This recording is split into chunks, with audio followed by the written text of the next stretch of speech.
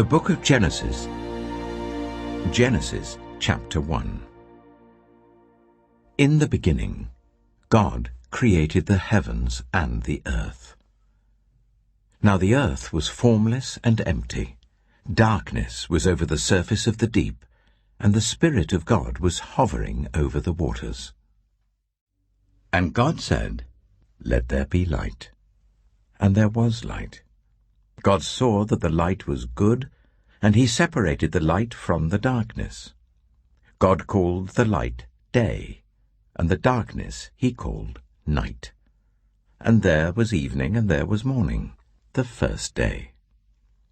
And God said, "Let there be a vault between the waters to separate water from water." So God made the vault and separated the water under the vault from the water above it. And it was so. God called the vault sky. And there was evening, and there was morning, the second day. And God said, "Let the water under the sky be gathered to one place, and let dry ground appear." And it was so. God called the dry ground land, and the gathered waters he called seas. And God saw that it was good. Then God said, "Let the land produce vegetation, seed-bearing plants, and trees on the land that bear fruit with seed in it, according to their various kinds." And it was so. The land produced vegetation, plants bearing seed according to their kinds, and trees bearing fruit with seed in it according to their kinds. And God saw that it was good. And there was evening, and there was morning, the third day. And God said, "Let there be lights in the vault of the sky, to separate the day from the night, and let them serve as signs to mark sacred times and days and years.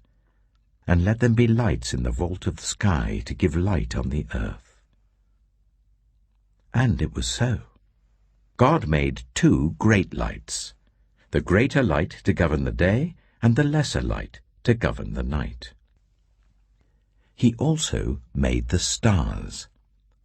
God set them in the vault of the sky to give light on the earth, to govern the day and the night, and to separate light from darkness. And God saw that it was good. And there was evening, and there was morning, the fourth day.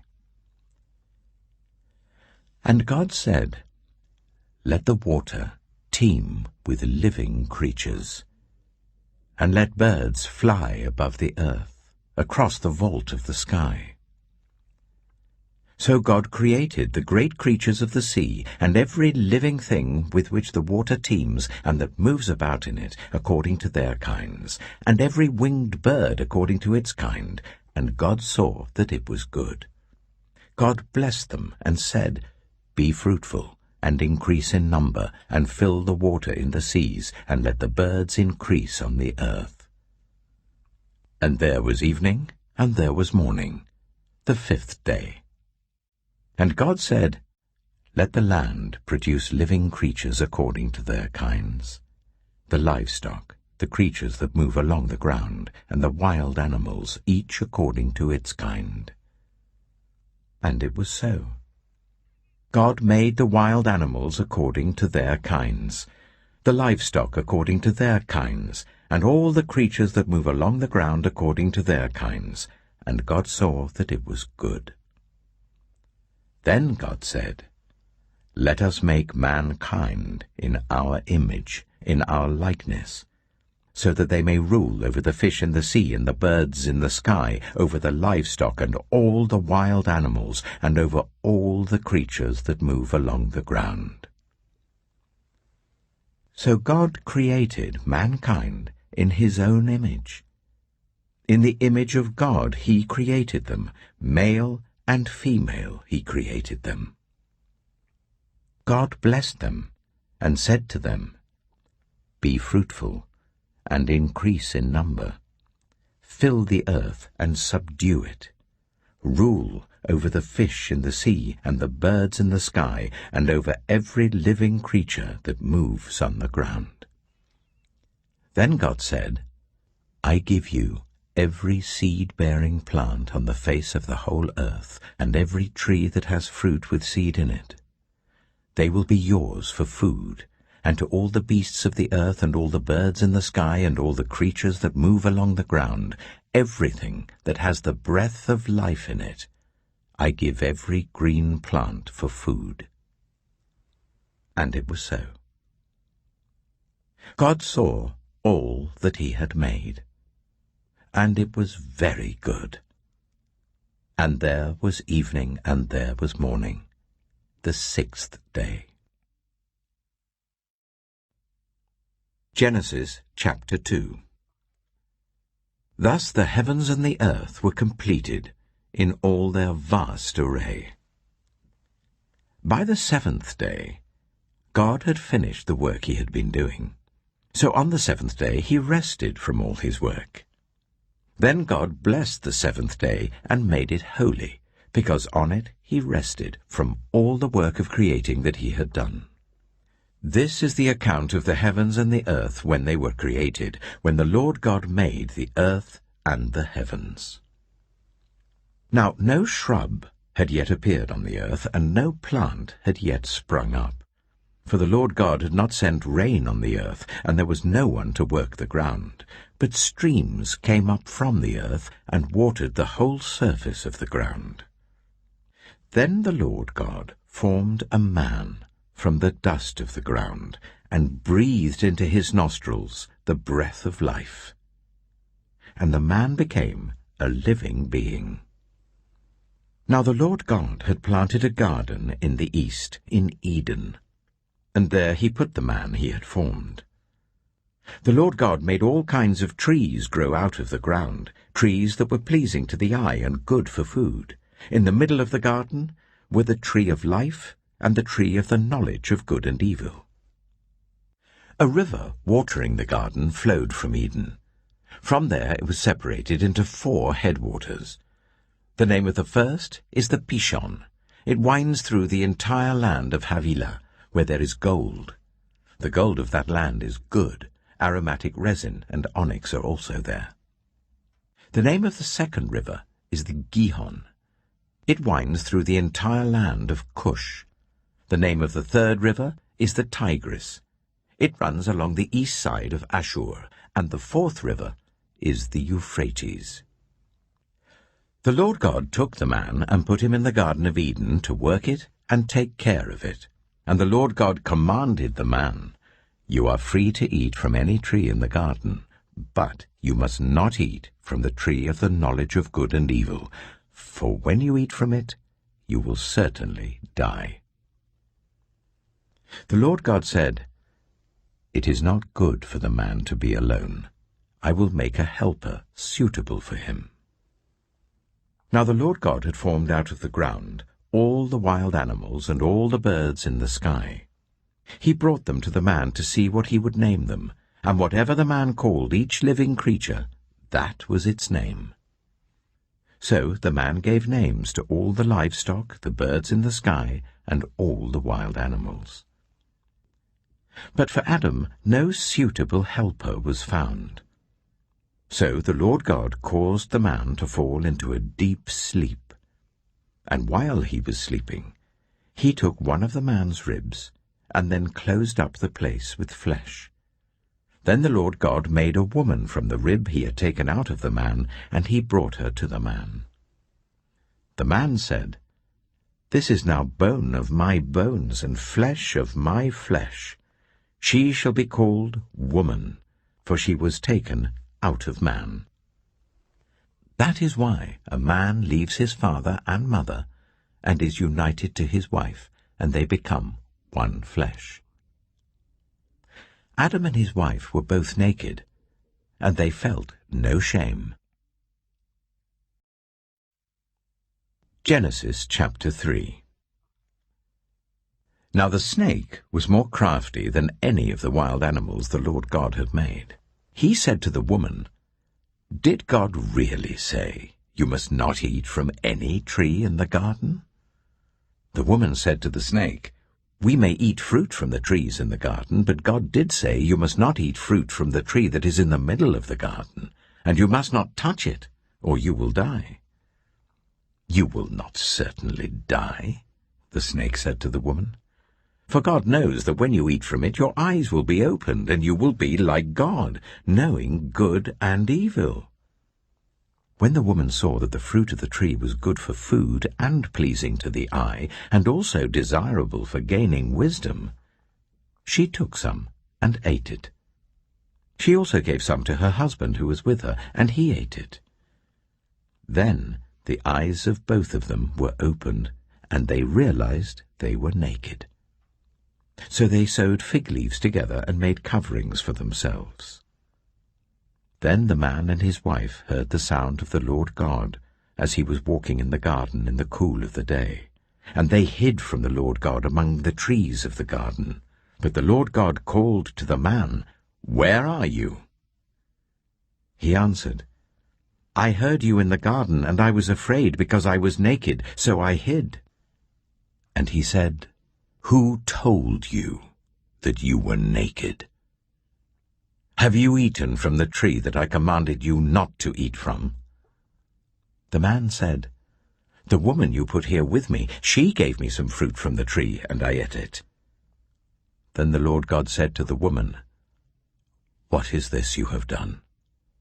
The woman said, "The snake deceived me, and I ate." So the Lord God said to the snake, "Because you have done this, cursed are you above all livestock and all wild animals. You will crawl on your belly, and you will eat dust all the days of your life. And I will put enmity between you and the woman, and between your offspring and hers. He will crush your head, and you will strike his heel." To the woman he said, "I will make your pains in childbearing very severe. With painful labor you will give birth to children. Your desire will be for your husband, and he will rule over you."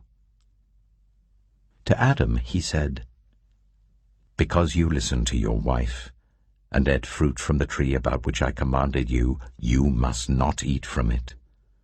Cursed is the ground because of you. Through painful toil you will eat food from it all the days of your life. It will produce thorns and thistles for you, and you will eat the plants of the field. By the sweat of your brow you will eat your food, until you return to the ground, since from it you were taken. For dust you are, and to dust you will return." Adam named his wife Eve, because she would become the mother of all the living. The Lord God made garments of skin for Adam and his wife, and clothed them. And the Lord God said, "The man has now become like one of us, knowing good and evil. He must not be allowed to reach out his hand and take also from the tree of life and eat, and live forever." So the Lord God banished him from the Garden of Eden to work the ground from which he had been taken. After he drove the man out, he placed on the east side of the Garden of Eden cherubim and a flaming sword, flashing back and forth to guard the way to the tree of life. Genesis chapter 6. When human beings began to increase in number on the earth, and daughters were born to them, the sons of God saw that the daughters of humans were beautiful, and they married any of them they chose.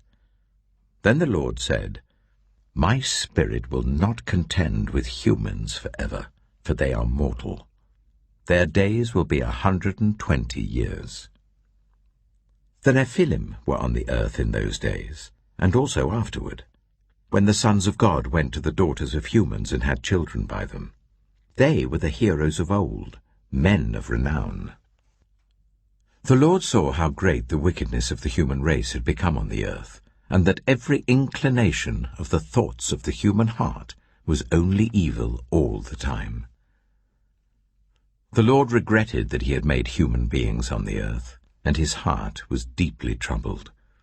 So the Lord said, I will wipe from the face of the earth the human race I have created, and with them the animals, the birds, and the creatures that move along the ground, for I regret that I have made them.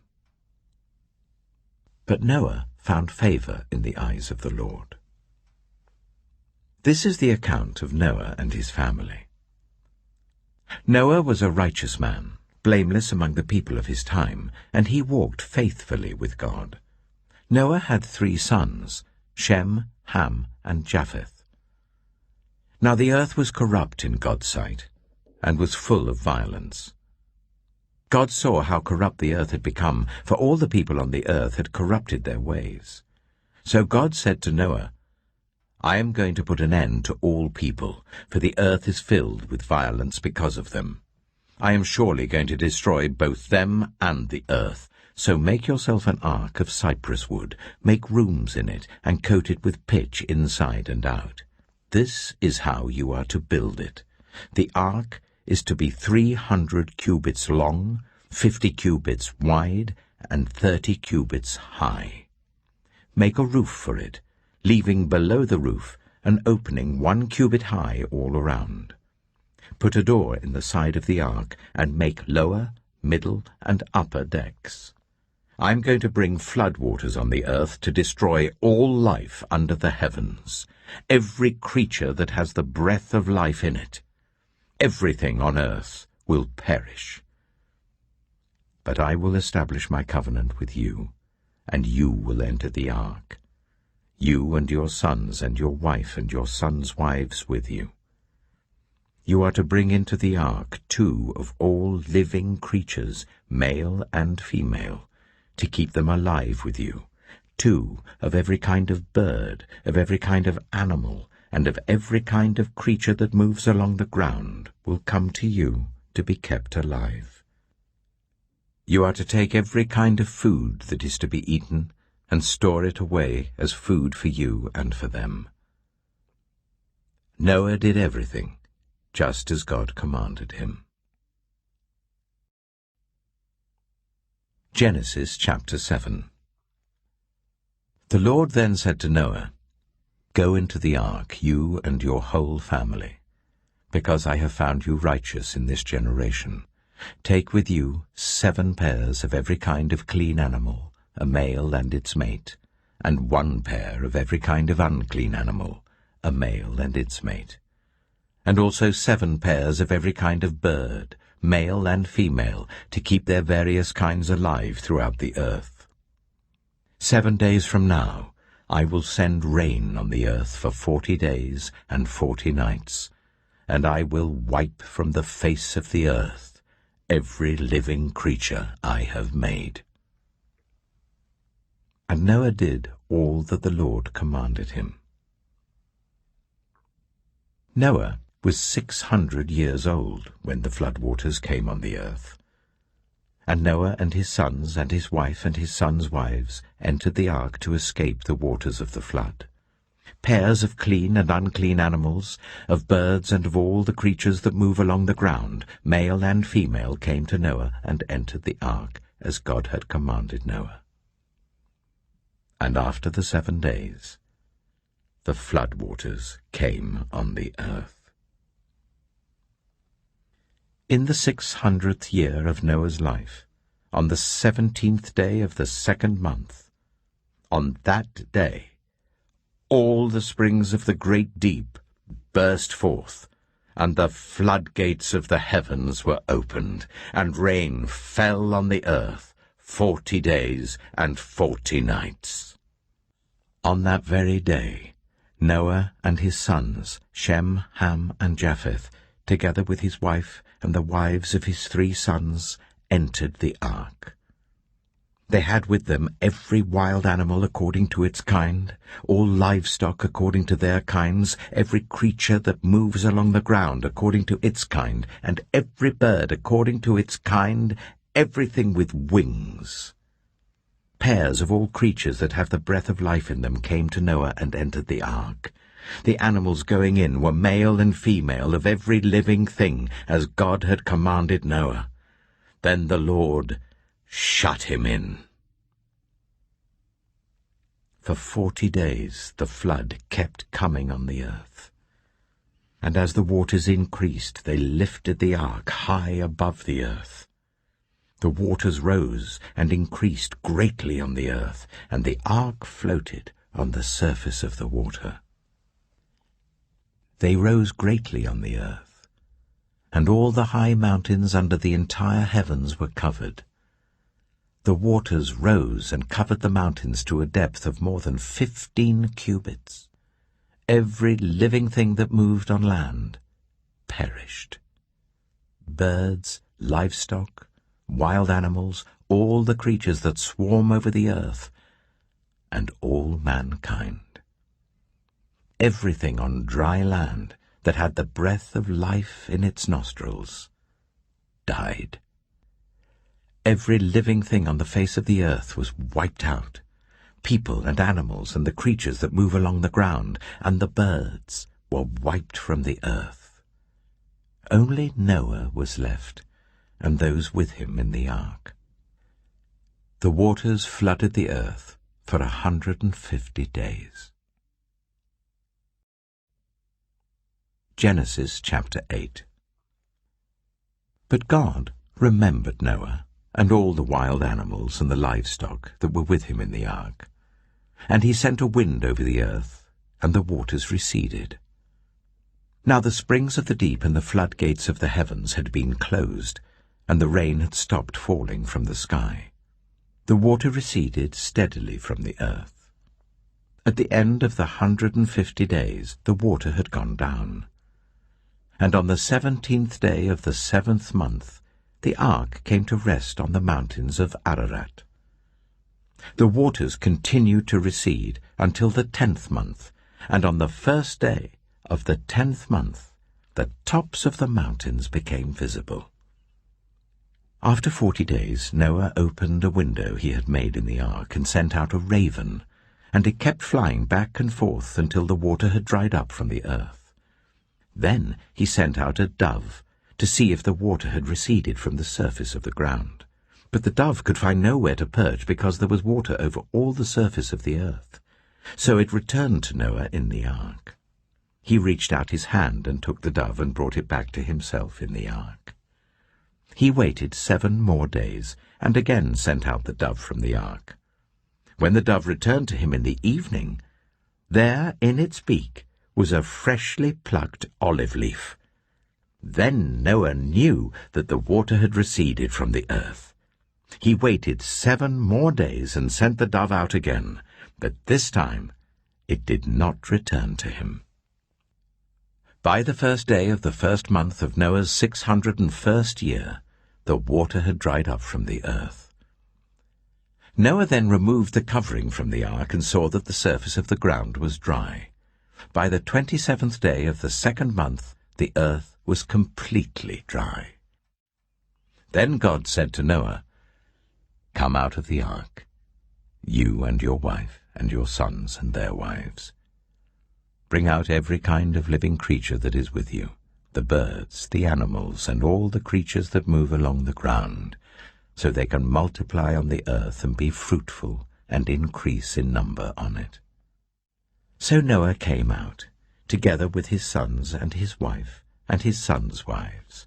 All the animals and all the creatures that move along the ground and all the birds, everything that moves on land, came out of the ark, one kind after another. Then Noah built an altar to the Lord, and taking some of all the clean animals and clean birds, he sacrificed burnt offerings on it.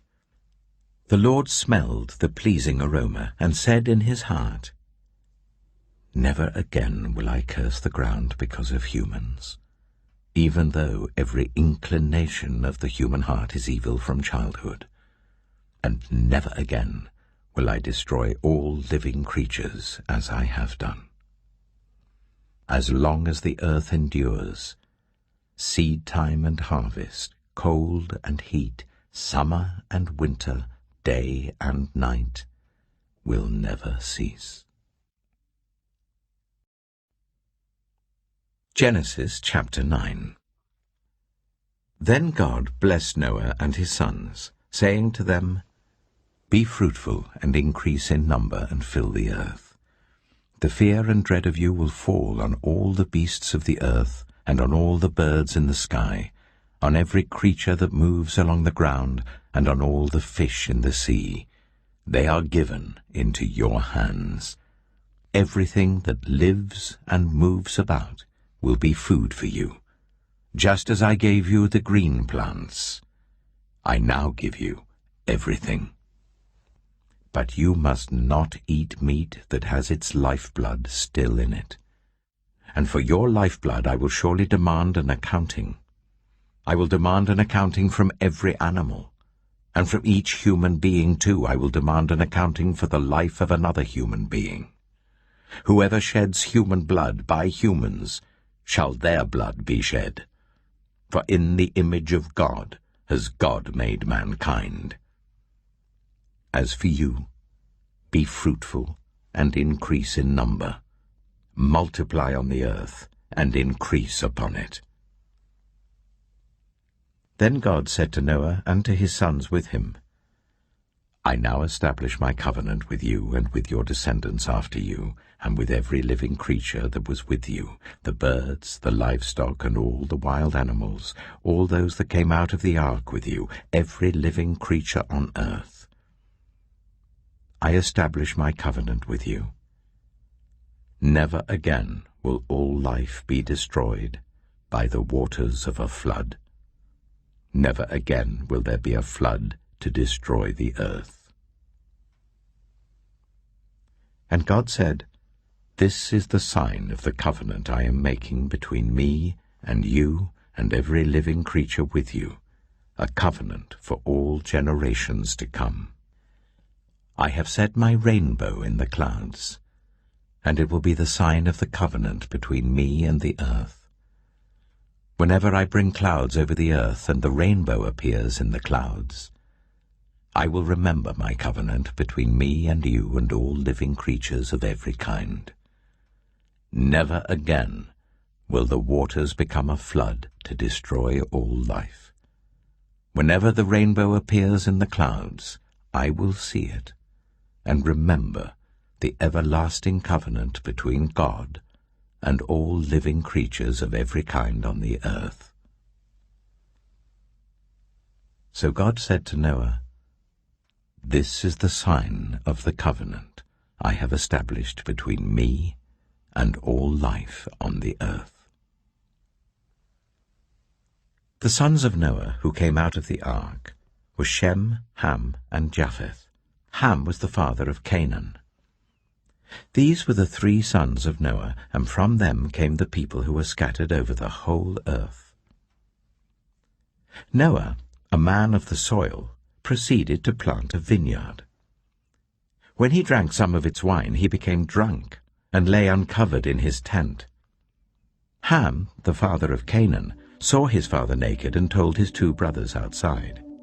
But Shem and Japheth took a garment and laid it across their shoulders. Then they walked in backward and covered their father's naked body.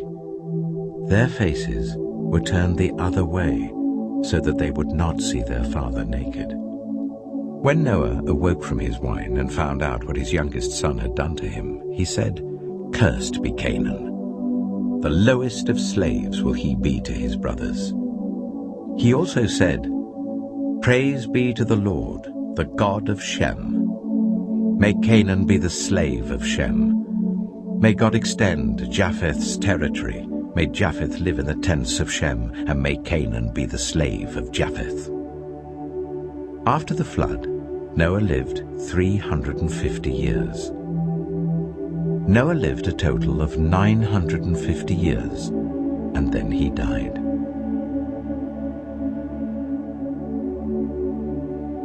Genesis chapter 11. Now the whole world had one language and a common speech. As people moved eastward, they found a plain in Shinar and settled there.